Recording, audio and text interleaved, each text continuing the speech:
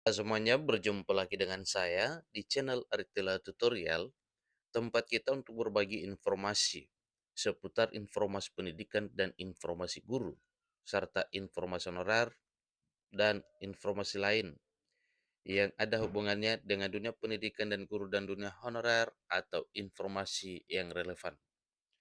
Pada pertemuan kali ini, saya menyapa seluruh Bapak Ibu honorer yang selalu setia melaksanakan tugas tanpa mengenal lelah dalam melaksanakan kegiatan pelayanan publik di instansi pemerintah pusat demikian dengan instansi pemerintah daerah.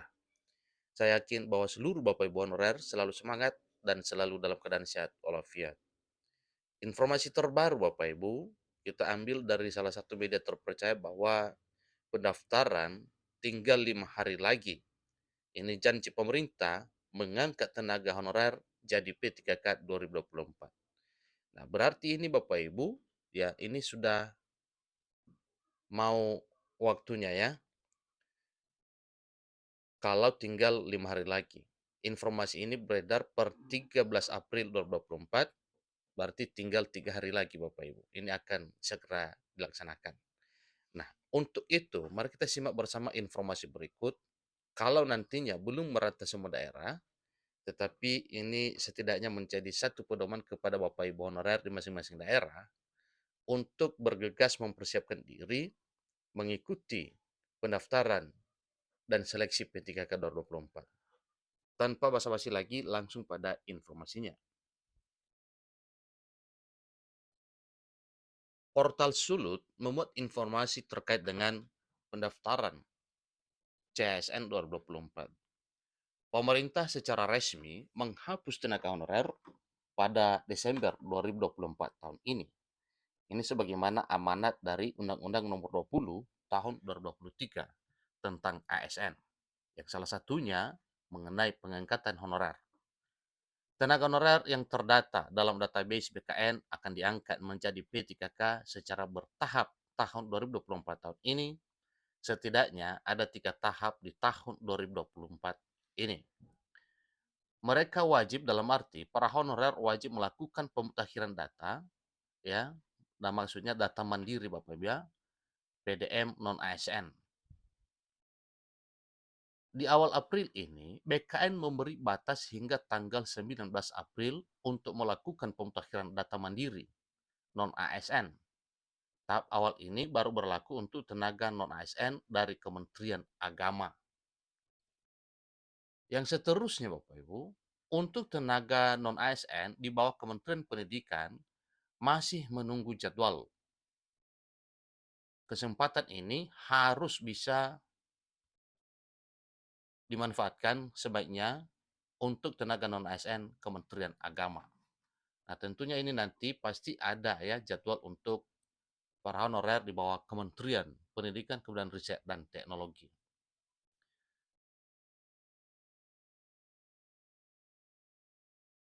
Ini lantaran tenaga non-ASN yang terdaftar dalam database BKN akan diangkat menjadi P3K 2024 tahun ini. Sehingga pemerintah mewajibkan pemutakhiran data mandiri. Nah, kemungkinan dengan cara ini Bapak Ibu, atau dengan cara pemutakhiran data mandiri ini, ya disinilah kemungkinan tersaring para honorer titipan atau honorer bodong.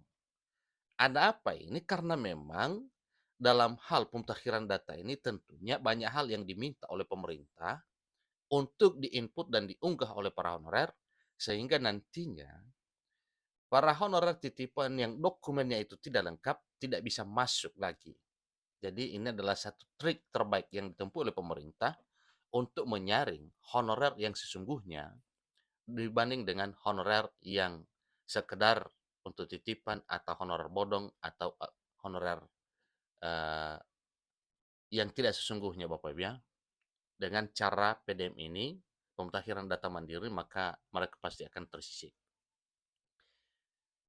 Sesuai amanat undang-undang bahwa penataan non-ASN, honorer, dan sebagainya yang ada di instansi pemerintah, penataannya diselesaikan paling lambat Desember 2024. Ini tulis PDM non-ASN kemenak.go.id.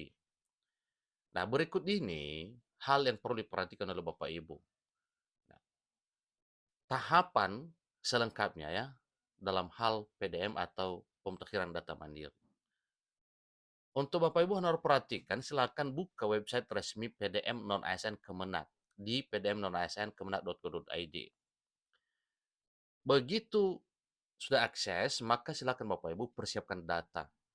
Data apa ini? Pertama, kita akan memeriksa data dengan menggunakan nomor induk kependudukan atau NIK dan nomor kartu keluarga. Artinya data Bapak Ibu silakan dicek ya melalui nomor induk kependudukan dan nomor kartu keluarga. Yang kedua, selanjutnya registrasi ulang.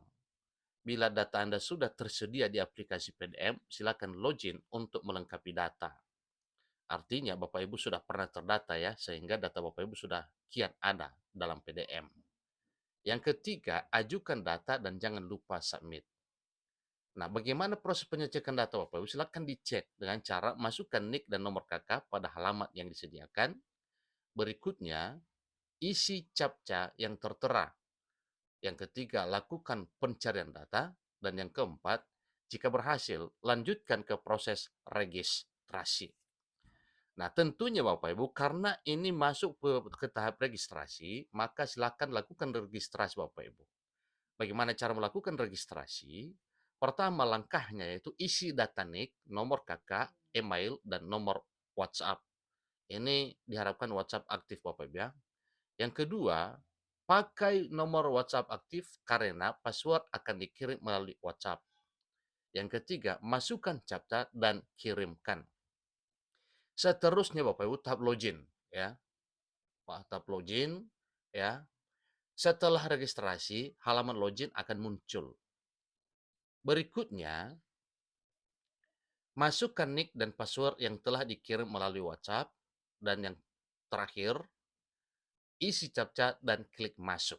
Nah, setelah ini nanti Bapak Ibu dipandu ya untuk masuk pada pengisian data profil. Ikuti terus langkah berikut.